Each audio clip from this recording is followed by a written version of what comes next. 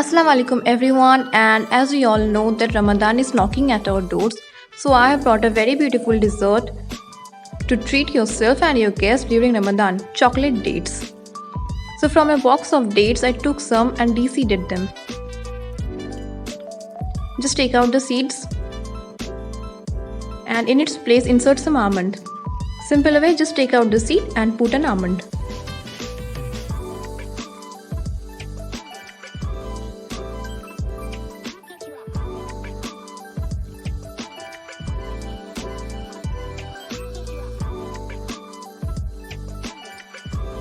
Now take some of your favorite chocolates and melt them in a microwave or over a double boiler.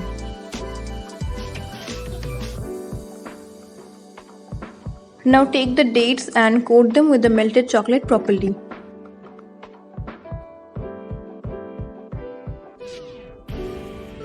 After the coating is done, put them in a plate and freeze them for an hour. And what to wait for? Enjoy!